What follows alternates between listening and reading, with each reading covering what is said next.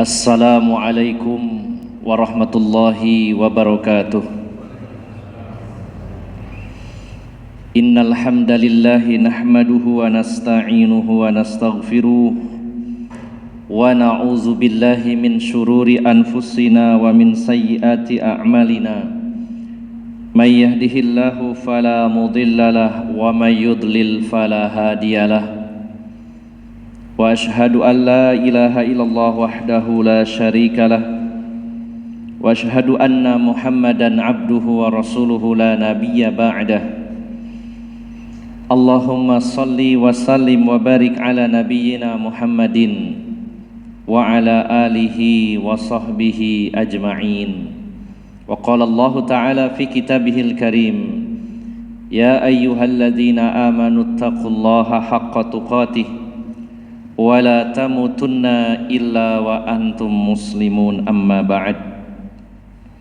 Para alim ulama, para ustaz, para sesepuh yang senantiasa saya hormati dan saya muliakan, bapak-bapak dan ibu-ibu, saudara-saudari jamaah Masjid Al-Mujahidin yang dirahmati Allah Subhanahu wa ta'ala.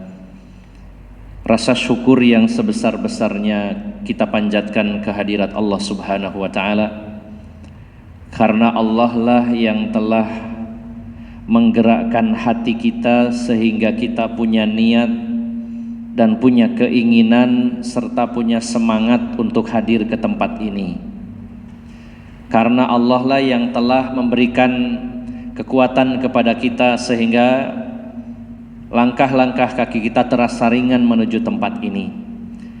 Dan karena Allah lah kita diberikan kesehatan lahir dan batin sehingga bisa sampai ke tempat ini.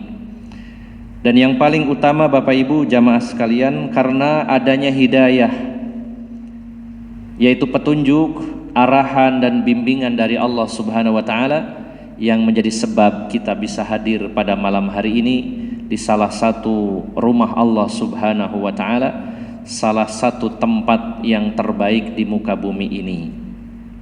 Mudah-mudahan Allah senantiasa meluruskan niat kita di mana kita hadir ke sini benar-benar lillahi ta'ala, lillahi rabbil alamin, karena Allah Subhanahu wa ta'ala. Dan kita hadir ke tempat ini dalam rangka mencari ridho Allah Subhanahu wa ta'ala dan berjuang untuk mendapatkan ampunan serta jannahnya atau surganya Allah Subhanahu wa ta'ala. Semoga Allah menerima amal-amal baik kita dan semoga Allah mengampuni segala dosa dan kesalahan kita semuanya. Bapak Ibu saudara-saudari yang dimuliakan Allah Subhanahu wa ta'ala, malam hari ini kita duduk di tempat ini bersama-sama akan membahas sebuah tema yang cukup penting yang saya beri judul ilmu lampah lumpuhkan syaitan. Ya. Ilmu lampah lumpuhkan syaitan. Mungkin bagi Bapak Ibu yang sudah beranjak remaja di tahun 80-an pernah mendengar istilah ajian lampah lumpuh. Ya. Di era 80-an bagi penggemar sandiwara radio ada salah satu sandiwara radio yang berjudul Saur Sepuh, yang penulisnya adalah Niki Kosasih, ya. Dan tokoh utamanya adalah Brahma, siapa Pak? Brahma Kumbara. Kalau lahirnya 80 ke atas saya umbelen katanya Pak Iwan, ya. Tapi yang lahir di sebelum tahun itu, dan sebagian kita mungkin menggemari sandiwara radio tersebut. Kita ingat sedikit ya, ini biar tidak salah paham. Ustadz kok bahasnya kajian lampah lumpuh ya. Ini bukan sandiwara Brahma Kumbara, di mana Brahma ini menguasai ajian serat jiwa sampai level yang ke-10. Dan level tertingginya adalah ajian gelang-gelang ya, kita ingat. Nah, ini bukan bahas itu. Judulnya ilmu lampah lumpuhkan syaiton. Ada 2 poin yang perlu diperhatikan dari judul ini. Yang pertama, ilmu lampah. Lampah ini artinya jalan, yaitu cara atau metode ilmu, cara atau metode bagaimana melumpuhkan syaitan.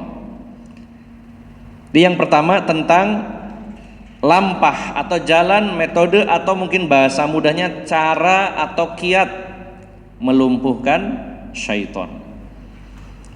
Dan perlu juga saya kerucutkan atau saya khususkan, syaitan yang dibahas di sini adalah syaitan dari kalangan jin yang durhaka kepada Allah Subhanahu wa taala, supaya tidak melebar kepada syaitan yang lainnya. Karena sesungguhnya syaitan ini adalah segala sesuatu yang buruk, yang jahat, baik dari kalangan jin, manusia, bahkan binatang, disebut syaitan. Sehingga makna syaitan ini lebih luas. Beda dengan iblis. Iblis adalah abul jin, bapak moyangnya bangsa jin.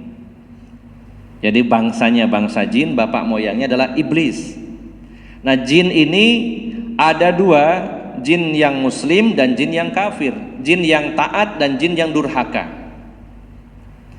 Sementara syaitan adalah dari kata syato, artinya jauh, jauh dari rahmat Allah Subhanahu wa taala. Semua yang jahat, baik dari kalangan jin maupun manusia, termasuk juga binatang. Nah, bila syaitan itu dari kalangan jin dan manusia juga binatang, yang akan kita bahas yang mana? Yaitu syaitan dari kalangan jin yang membisikkan kejahatan dalam diri manusia. Sebagaimana dalam surat yang kita hafal, yaitu salah satu jenis jin yang bernama Al-Khannas. Min syarril waswasil khannas alladzi yuwaswisu fi sudurin nas minal jinnati wan nas.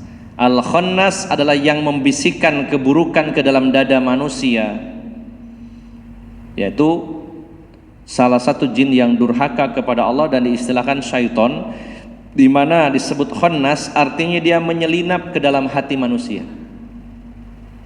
Dia mengalir bersama aliran darah manusia lalu menyelinap ke dalam hati manusia, dan di sanalah dia membisikkan keburukan. Maka yang akan kita bahas adalah bagaimana caranya kita ini menangkal bahkan melumpuhkan makar dari syaitan, yaitu dari kalangan jin. Saya tidak akan membahas syaitan dari kalangan manusia maupun dari kalangan bangsa binatang. Bapak Ibu jamaah sekalian yang dimuliakan Allah Subhanahu wa taala, sebelum kita membahas apa saja lampah, ya, sebenarnya lampah ini entah bahasa Jawa, tapi kalau di Jawa Barat dikenal lampah itu artinya jalan, ya. Mungkin dalam bahasa Jawa juga gitu, ada istilah melampah itu adalah berjalan. Ini hanya istilah saja supaya memudahkan kita, supaya judulnya itu nggak monoton, ya. Menangkal godaan setan, kayaknya udah bosan gitu, ya. Makanya saya tulis apa ya yang supaya tidak bosan mendengarnya, ilmu lampah lumpuhkan syaitan. Bagaimana cara melumpuhkan dan menangkal tipu daya syaitan dari kalangan jin. Ada beberapa hal dulu yang harus kita fahami sebelum kita mengenal langkah-langkah itu. Yang pertama, Bapak Ibu jamaah sekalian, syaitan ini benar-benar musuh yang nyata, dan Allah perintahkan kepada kita untuk menjadikannya sebagai musuh, ya. Allah Subhanahu wa taala berfirman di dalam surat Fatir surat 35 ayat yang ke-6.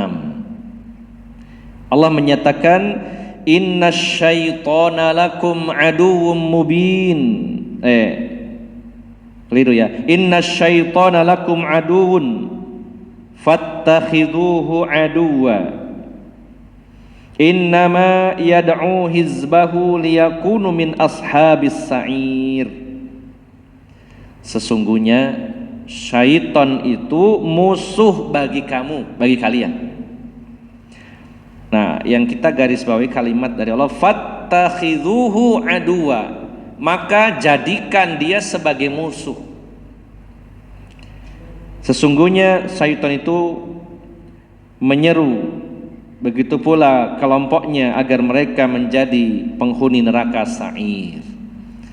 Maka Bapak Ibu jamaah sekalian, kita harus ingat-ingat, tanamkan sekuat-kuatnya dalam diri kita bahwa Allah perintahkan kepada kita untuk menjadikan syaitan sebagai musuh.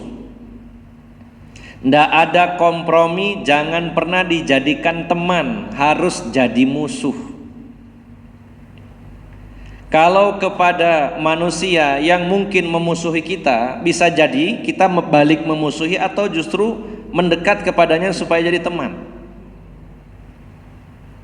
Kalau dari kalangan manusia masih ada harapan, walaupun orang itu benci sekali dengan kita, masih ada harapan akan jadi teman setia. Tapi kalau dari kalangan syaitan, tidak ada kompromi dan tidak akan pernah menjadi teman yang baik yang membawa kita kepada keselamatan, tidak akan pernah. Bukankah Allah Subhanahu wa taala telah menyatakan di antaranya dalam surat Fussilat surat 41 ayat 36. Allah Subhanahu wa taala menyatakan idfa' billati hiya ahsan. Balaslah keburukan itu dengan sesuatu yang lebih baik. Balaslah keburukan orang lain kepada kita dengan sesuatu yang lebih baik. Ya. Idfa' billati hiya ahsan. Fa idzal ladzi bainaka wa bainahu adawatun ka'annahu waliyyun hamim. Karena boleh jadi orang-orang yang memusuhi kamu suatu saat bisa jadi dia menjadi waliyun hamim, teman setia bagi kamu. Jadi Bapak Ibu jamaah sekalian, kita bedakan. Kalau syaitan jadikan musuh, tidak boleh kompromi, tidak mungkin dia akan taubat lalu jadi baik kepada kita, tidak mungkin. Sudah jaminan dari Allah Subhanahu wa taala, Allah sudah menyatakan tidak ada toleransi, fattakhiduhu aduwa, jadikan dia musuh. Jangan pernah berpikir dia jadi teman kita. Namun kalau dari kalangan manusia, seburuk apapun, sejahat apapun, sejelek apapun kepada kita, maka masih ada harapan dia akan menjadi teman setia. Bukankah seseorang yang berencana membunuh Rasulullah sallallahu alaihi wasallam sekarang terbaring di samping makamnya Rasulullah sallallahu alaihi wasallam? Siapa? Sahabat Umar. Sebelum masuk Islam, beliau orang yang satu-satunya berani akan membunuh Rasulullah sallallahu alaihi wasallam. Karena waktu itu orang-orang Quraisy sudah gerah dengan Rasulullah dan ingin membunuhnya, tapi masih maju mundur. Mereka berpikir kalau nanti dibunuh, maka siapa yang akan bertanggung jawab? Pasti akan dituntut oleh keluarganya. Maka Umar tampil, biarlah saya. Ini menunjukkan sebenarnya sikap gentlenya Umar, walaupun pada saat itu dalam kesalahan. Tapi beliau menegaskan kepada para pembesar Quraisy, biar saya sendiri yang membunuh Muhammad dan saya yang akan dihukum. Saya siap hadapi. Karena dengan berbagai cara tidak berhenti dakwahnya, harus dibunuh orangnya, biar saya yang melakukannya. Namun akhirnya justru beliau menjadi orang yang dekat sekali dengan Rasulullah sallallahu alaihi wasallam. Bahkan menjadi teman setia, bahkan menjadi mertua Rasulullah sallallahu alaihi wasallam, karena salah satu putri beliau yang bernama Hafsah dinikahi Rasulullah sallallahu alaihi wasallam. Makanya kalau ada permusuhan dan kebencian antar sesama manusia, atau ada orang yang benci dan memusuhi kita, jangan berlebih-lebihan. Jangan kita menyimpulkan nggak mungkin orang ini akan baik sama saya, nggak mungkin, jangan. Kalau dari kalangan manusia masih ada harapan dia menjadi teman setia yang tadinya musuh bebuyutan. Bahkan tidak jarang ada orang yang seorang wanita yang jengkel sekali sama seseorang tapi jadi suaminya. Itu bisa jadi. Saya pernah bertemu dengan salah seorang ustadz, dan ini teman baik saya, ustadz sangat kondang. Dan saya tahu sejarah bagaimana sebelum punya istri dan tahu sejarah istrinya. Jadi kalau saya berkunjung ke rumahnya, istrinya mesti bilang, dulu itu ya ustadz, suami saya ini orang yang paling saya jengkeli. Kalau ketemu dia rasanya tuh kudu tengkar aja. Tak taunya sekarang jadi suami saya. Ya. Jadi jangan berlebih-lebihan. Kalau ada orang yang nggak suka dengan kita, jangan berlebih-lebihan. Jangan memvonis bahwa orang ini tidak mungkin baik sama kita. Makanya orang yang mulia adalah orang yang membalas orang-orang yang jahat kepadanya dengan kebaikan. Allah tadi nyatakan idfa billati hiya ahsan. Balaslah, tolaklah keburukan itu dengan kebaikan atau sesuatu yang lebih baik. Walaupun Islam membolehkan membalas dengan sesuatu yang setimpal, tapi yang terbaik adalah memaafkan, bahkan berbuat baik kepadanya. Ini adalah karakter orang yang mulia. Maka yang pertama, Bapak Ibu jamaah sekalian, kita harus pahami bahwa permusuhan syaitan adalah permusuhan yang nyata, permusuhan abadi, tidak akan pernah berubah sepanjang hidupnya. Sepanjang masa dia tetap memusuhi kita dan mengajak kita ke neraka. Tidak ada setan yang berbuat baik. Ya. Nah, kemudian yang kedua, Bapak Ibu jamaah sekalian yang dimuliakan Allah Subhanahu wa taala. Yang kedua, yang perlu kita pahami adalah untuk mengalahkan dan menaklukkan musuh, maka kita harus tahu strategi musuh. Bila dalam sebuah kancah peperangan satu pihak mengetahui strategi musuhnya, maka kemungkinan besar yang mengetahui strategi musuh ini akan dimenangkan. Bagaimana tidak orang yang mengetahui gerak-gerik musuh mau kemana arahnya, bagaimana strateginya, dia pasti sudah mengantisipasinya. Nah, maka dalam menangkal syaitan kita harus tahu bagaimana strategi, bagaimana manuver, bagaimana taktik dan tipu daya syaitan. Satu, saya ulangi, kita yakini bahwa syaitan adalah musuh bebuyutan, tidak mungkin kompromi. Yang kedua, karena musuh kita harus tahu strateginya. Dan para ulama telah menulis dalam kitab-kitab mereka, mengumpulkan dalil-dalil dari Al-Quran dan dari sunnah Nabi SAW, di mana dalil-dalil tersebut adalah informasi penting dari Allah Subhanahu wa taala untuk mengetahui gerak-gerik syaitan dan langkah-langkah syaitan. Bila ini dibahas tentu membutuhkan waktu, bisa berbulan-bulan bahkan bertahun-tahun, bagaimana strategi syaitan melumpuhkan kita. Maka saya sarankan, saya anjurkan panjenengan bisa membuka kitab, diantaranya Talbis Iblis yang ditulis oleh Ibnul Jauzi, diantaranya Talbis Iblis, tipu daya iblis ya. Atau yang sangat bagus seperti kitab yang saya bawa ini, yaitu kitab Ighatsatul Lahfan min Masaidis Syaitan, yaitu menyelamatkan hati dari tipu daya syaitan, yang ditulis oleh Imam Ibnu Qayyim Al-Jauziyah rahimahullah. Di dalam kitab ini dibahas oleh beliau secara panjang lebar, lebih dari 600 halaman berbahasa Arab ini, membahas tentang bagaimana tipu daya syaitan. Kalau kita bisa mengkajinya, membahasnya, membacanya, sedikit banyak kita akan dapat bocoran gimana caranya setan itu menggoda kita.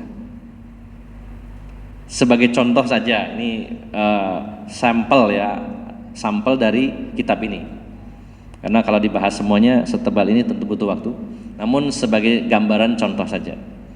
Di antaranya yang perlu kita antisipasi adalah manuver syaitan atau strategi dan taktik syaitan dalam melumpuhkan kita, yaitu dengan cara masuk lewat pintu apa yang kita sukai.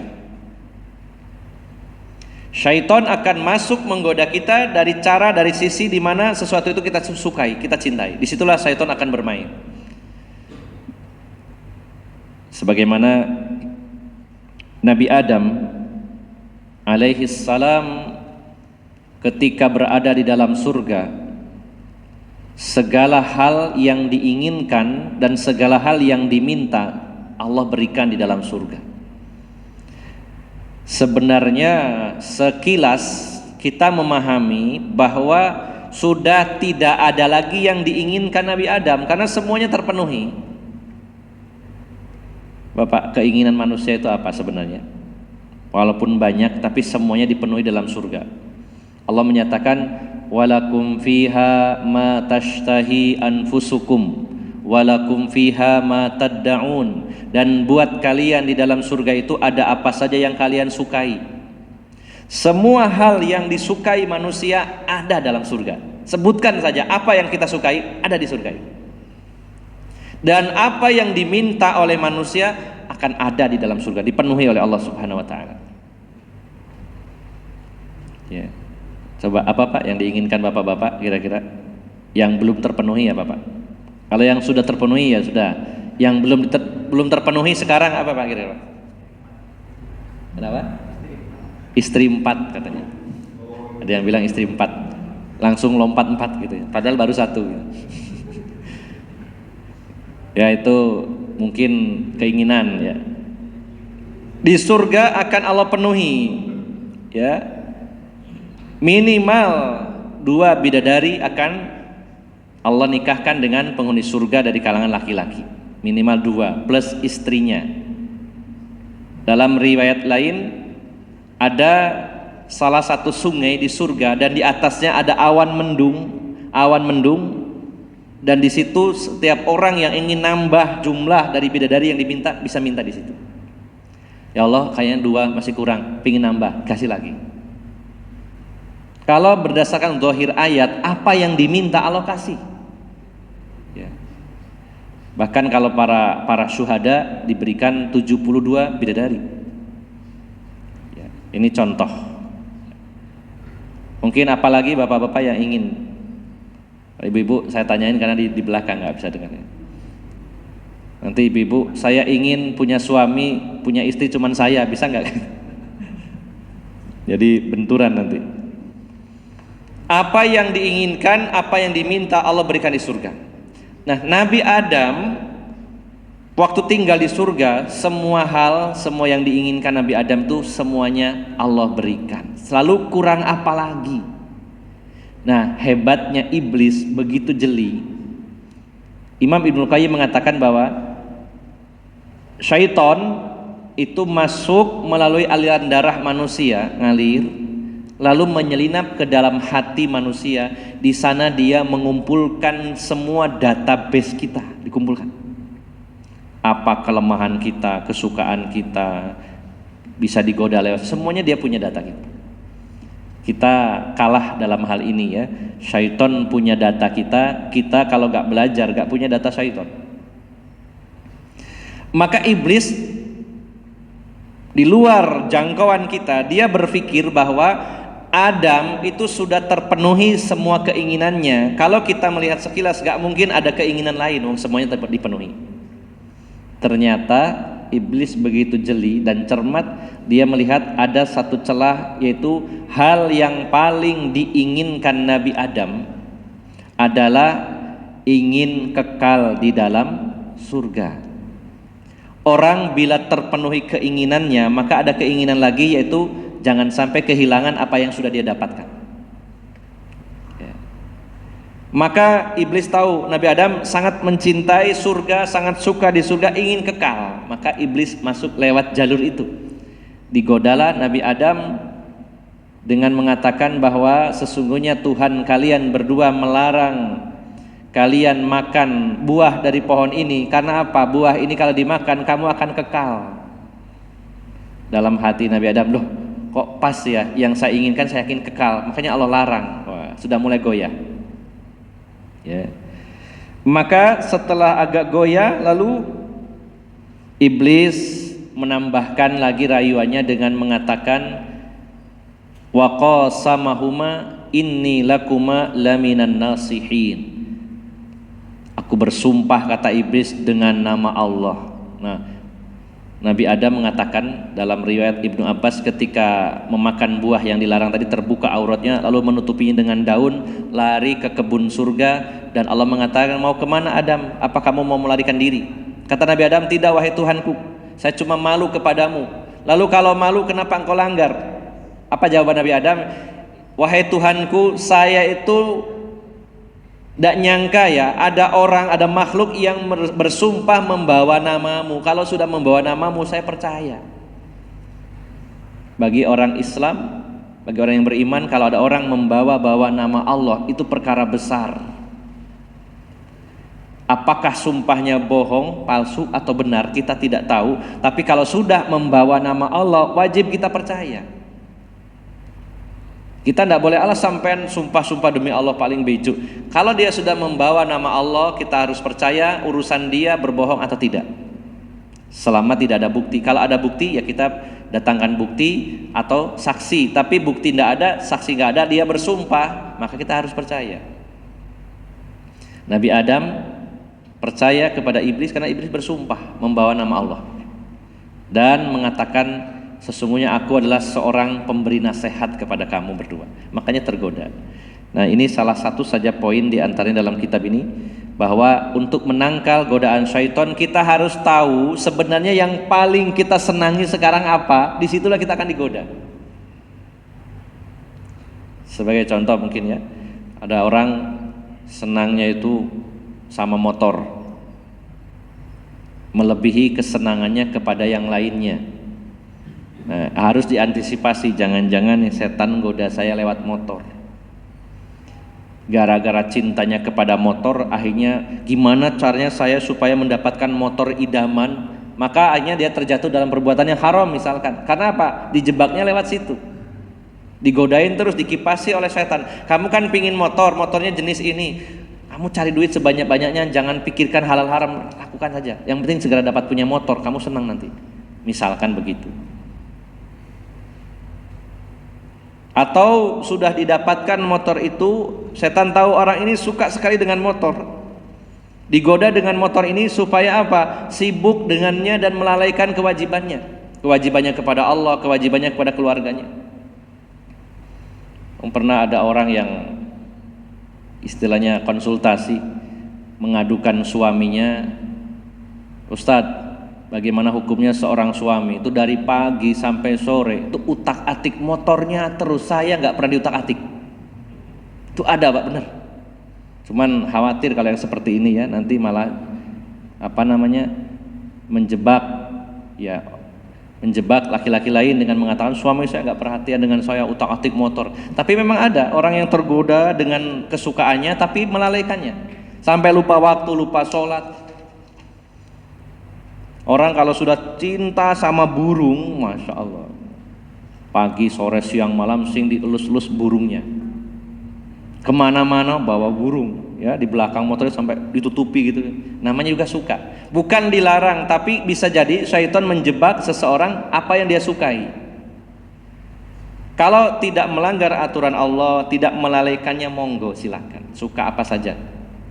Tapi yang kita antisipasi adalah syaitan itu akan menggoda Bani Adam dengan sesuatu yang paling disenangi. Itu adalah cara termudah syaitan menggoda kita. Maka kita harus bisa mengumpulkan data kita sendiri. Sebenarnya yang paling saya senangi apa? Nah, akan digoda lewat situ. Wah Ustaz, kalau saya itu paling senang sama wanita, nanti pasti digodanya lewat wanita paling banyak. Walaupun secara umum laki-laki tergoda dengan wanita. Ini baru salah satu contoh yang dicantumkan dalam kitab Ighatsatul Lahfan min Masaidis Syaitan, yaitu kita harus betul-betul mengerti strategi iblis, syaitan itu bagaimana dalam menjebak kita. Kalau kita mengerti strateginya, kita bisa mengantisipasinya.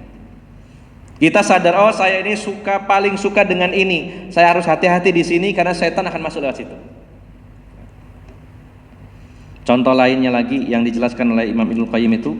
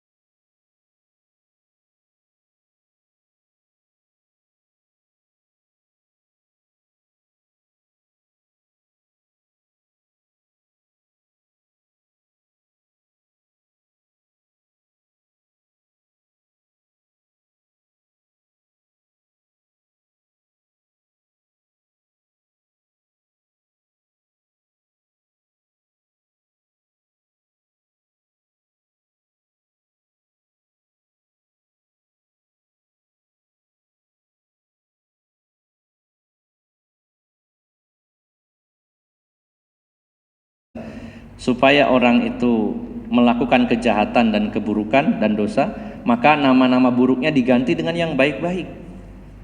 Ini harus kita antisipasi. Diberi nama bunga, ya. Bunga itu kan identik indah ya Pak ya. Kita kalau tahu ada seseorang bernama Bunga, mesti bayangan kita wah indah gitu kan. Bunga, padahal itu riba, perkara yang dimurkai oleh Allah Subhanahu wa taala. Siapa yang memakan riba dan mempraktekkan riba, mengumumkan perang dengan Allah Subhanahu wa taala, yang pasti dia akan hancur berantakan hidupnya dengan riba itu. Tapi syaitan menyebutnya bunga, gitu ya. Dengan sebutnya bunga. Atau yang lainnya. Sebagaimana contoh para wanita nakal diberi nama dengan nama yang baik dan setiap saat berganti nama dengan nama yang lebih baik lagi. Kalau dulu namanya agak kurang bagus ya, saya nggak bisa nyebut sampai ya, agak ada perbaikan nama menjadi WTS yang sebelumnya lebih jelek dari itu.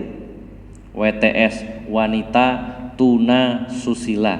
Ini masih terdengar buruk. Wanita tuna itu kan bukan ikan ya. Tuna itu tidak memiliki susila, tidak memiliki kesopanan. Wanita yang tidak memiliki kesopanan, WTS. Wah, kayaknya setan meralat kembali. Kayaknya setan berpikir kurang bagus ini kayaknya. Ada cenderung orang memandangnya jelek. Coba diganti lagi menjadi PSK, pekerja seks komersial. Sehingga akhirnya agak keselimur, kan pekerja, namanya juga bekerja. Nanti bisa jadi berubah lagi kok, pekerja seks kayaknya nggak enak ya. Mungkin diganti nantinya lagi lebih bagus lagi, pramu nikmat misalkan ya, atau apa gitu ya.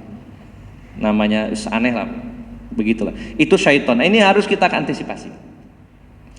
Maka Bapak Ibu jamaah sekalian, ini baru sampel saja dari kitab ini. Jadi saya ulangi, poin pertama yang perlu kita pahami bahwa syaitan itu musuh yang nyata. Allah perintahkan jadikan dia musuh. Tidak ada kompromi, tidak akan pernah berbuat baik kepada kita. Beda dengan musuh manusia, ada harapan berbuat baik. Ini yang pertama. Yang kedua, kita betul-betul harus mengkaji, memahami dari Al-Quran, dari Sunnah Nabi, bagaimana trik-trik, manuver, kiat-kiat atau strategi syaitan menggoda kita. Kalau kita mengetahuinya, kita akan bisa mengantisipasinya. Kemudian yang ketiga, sebagai tambahan, kita jangan berkecil hati, ya, jangan sampai berkecil hati. Walaupun syaitan itu punya strategi, ya, punya makar atau punya tipu daya, namun Allah Subhanahu wa taala menegaskan kepada kita jangan khawatir bahwa tipu daya syaitan itu bukan tipu daya yang terkuat. Kalau saya ingin tanya Bapak-bapak, sebenarnya jebakan, godaan dan tipu daya syaitan dengan jebakan dan tipuan wanita itu lebih dahsyat mana Pak? Wanita atau setan? Lebih besar, lebih dahsyat mana? Makar, tipu daya, jebakan wanita atau syaitan berdasarkan Al-Quran? Maka kita jawab pertanyaan ini di dalam surat An-Nisa ayat 76. Di dalam surat An-Nisa ayat 76. Ini poin ketiga sebagai prolog saja ya. Poin ketiga yang harus kita pahami. Allah berfirman dalam surat An-Nisa ayat 76, "Inna kaidasyaitani kana dha'ifa." Inna kaidasyaitani kana dha'ifa. Dhaif itu apa? Lemah. Sesungguhnya kaid itu adalah tipu daya, makar, jebakan, godaan. Sesungguhnya tipu daya syaitan itu lemah. Allah sendiri yang menyatakan demikian. Sementara dalam surat Yusuf ayat 28, surat Yusuf surat 12 ayat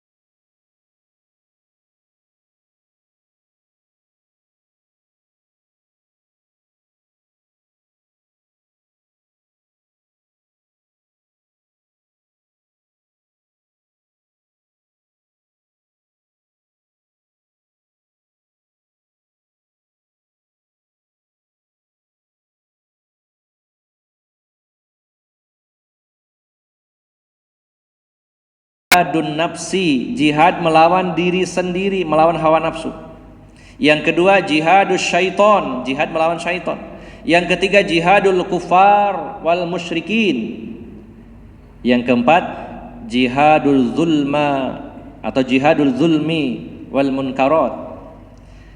Yang pertama jihad melawan diri sendiri, yang kedua jihad melawan syaitan, yang ketiga jihad melawan orang kafir, yang keempat jihad melawan kezaliman dan kemungkaran. Beliau mengatakan siapa yang kalah dalam perang melawan dirinya dan syaitan, tidak mungkin dia bisa berperang melawan orang kafir dan kezaliman serta kemungkaran. Itu artinya Bapak Ibu jamaah sekalian, kalau ada orang yang berperang di jalan Allah melawan orang-orang kafir, melawan kemungkaran, kezaliman, dia berani, dia menghadapi resiko, berarti dia sudah menang melawan diri sendiri dan syaitan. Itu artinya kita punya peluang bisa mengalahkan syaitan. Karena faktanya banyak orang yang berperang di jalan Allah, dia mengorbankan hartanya, waktunya, tenaganya, bahkan jiwanya, itu dia sudah menang melawan godaan syaitan. Maka itu artinya kita punya peluang untuk bisa melawan, menangkal dan memenangkan perang kita dengan kalangan syaitan. Sehingga Allah menyatakan dengan tegas, inna kaidas syaitani kana dha'ifa. Sesungguhnya tipu daya syaitan itu sangat lemah. Bukan meremehkan, tapi kita mendapat kabar gembira supaya kita optimis bahwa kita bisa menangkal dan melawan syaitan. Bapak Ibu jamaah sekalian yang dimuliakan Allah Subhanahu wa taala, ini baru dasar-dasar yang perlu kita pegang, belum masuk kepada ilmu lampah tadi. Apa amalan-amalan yang bisa menangkal godaan syaitan.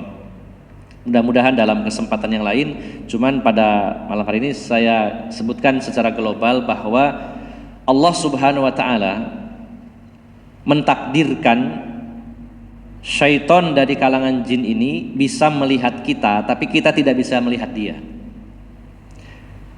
Setan bisa melihat kita siang malam 24 jam, tapi kita tidak bisa melihat mereka sama sekali.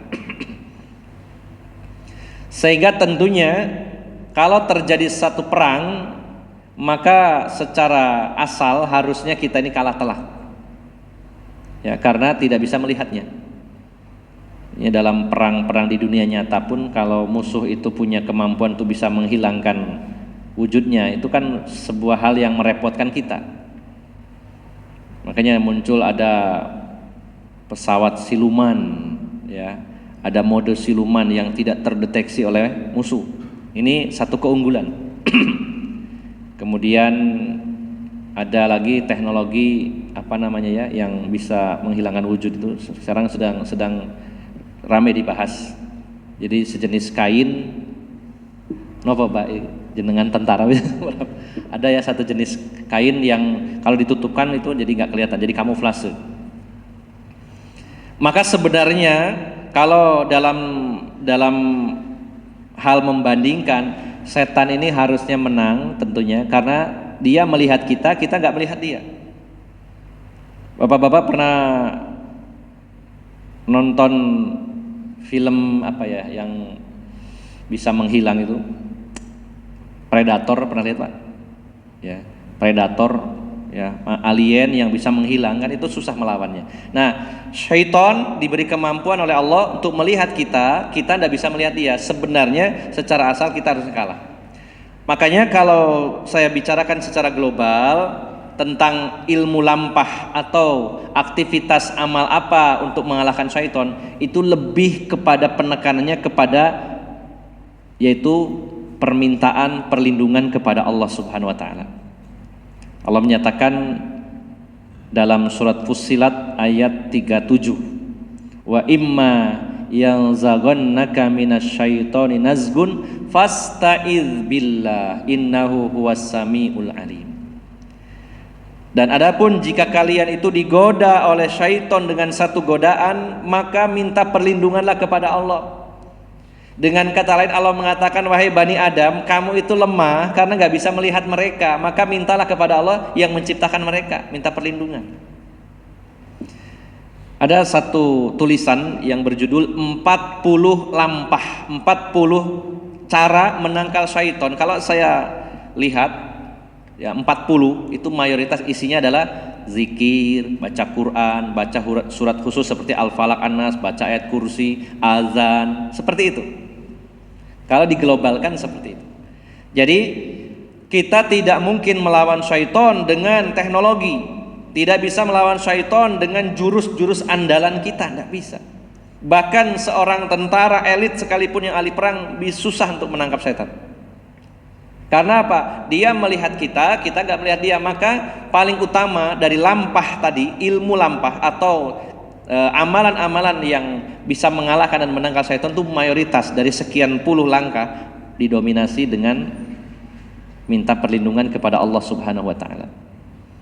Sebagai contoh, ketika kita ingin rumah kita bebas dari syaitan, Rasulullah menyatakan, ya, Iqra'ul Baqarah fa inna syaitana yanfiru minal baitil ladzi yuqra'u fihi al-Baqarah. Bacalah surat Al-Baqarah karena syaitan akan lari dari rumah yang dibacakan surat Al-Baqarah. Contoh. Kemudian dalam hadis yang lain Rasulullah menyatakan, ini saya global saja, ketika seseorang mengumandangkan azan, syaitan lari terbirit-birit sambil, maaf bahasanya, kepentut-pentut, ketakutan, lari. Nah, sebentar lagi azan, setannya lari semua. Begitu selesai adzan balik lagi, ketika iqomat lari lagi, selesai iqomat balik lagi. Jadi di situ dengan bacaan-bacaan, termasuk zikir pagi petang, baca ayat kursi sebelum tidur, baca surat Al-Falaq, Qul huwallahu, Al-Falaq, An-Nas. Isinya lebih banyak didominasi itu. Walaupun ada amalan-amalan lain untuk menangkal syaitan, untuk menyakiti syaitan. Contohnya kalau amalan, berupa amalan adalah sujud, yaitu sujud tilawah. Kita membaca ayat sajdah lalu sujud, itu sangat menyakitkan syaitan. Syaitan berteriak dan mengatakan, sesungguhnya dulu iblis disuruh sujud kepada Nabi Adam menolak. Sementara ini Bani Adam disuruh sujud kepada Allah Subhanahu wa taala. Itu menyakitkan syaitan. Termasuk juga sujud sahwi yang berupa amalan, ya, sujud sahwi itu sangat menyakitkan dan membuat syaitan jengkel. Kenapa? Dia sudah menggoda kita saat sholat sehingga kita lupa jumlah rakaat. Ini 2 apa 3 ya? Maka pilih yang terkecil 2. Kita putuskan, jangan berlarut-larut 2 apa 3, 2 apa 3, 2 apa 3, bingung. Apalagi jadi imam sudah harus konsentrasi bacaan. Ini 2 apa 3 ya? Maka ambil yang rendah 2. Lalu setelah itu sujud sahwi nanti sebelum salam. Nah, ketika seseorang itu sujud sahwi, tadinya setan itu sudah berjuang keras menggoda, melupakan, lalu orang ini lupa, setan ngakak-ngakak, seneng, ternyata diralat lagi, dia sujud sahwi, jadi setan gak jadi seneng. Itu salah satunya contoh dengan amal. Jadi Bapak Ibu jamaah sekalian yang dimuliakan Allah Subhanahu wa taala, kesimpulan kajian pada malam hari ini, yang pertama, hendaknya kita menjadikan syaitan sebagai musuh. Yang kedua, kita antisipasi dengan cara mengetahui strategi musuh kita, yaitu syaitan. Yang ketiga, ada peluang di sana untuk melawan, menangkal, bahkan memenangkan peperangan dengan syaitan, karena makar syaitan itu lemah.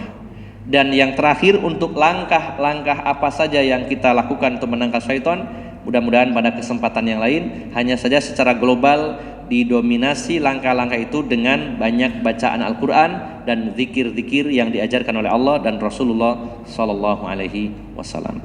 Demikian, semoga bermanfaat. Mungkin bila ada umur dan kesempatan kita lanjutkan pada pertemuan berikutnya untuk sesi yang kedua, lebih detail tentang amalan-amalan tadi untuk menangkal segala tipu daya syaitan. Dari awal hingga akhir saya mohon maaf yang sebesar-besarnya. Aqulu qauli hadza wa astaghfirullah li wa lakum. Wa akhiru da'wana anil hamdulillahi rabbil alamin. Subhanakallahumma wa bihamdika asyhadu an la ilaha illa anta astaghfiruka wa atubu ilaik. Wassalamualaikum warahmatullahi wabarakatuh.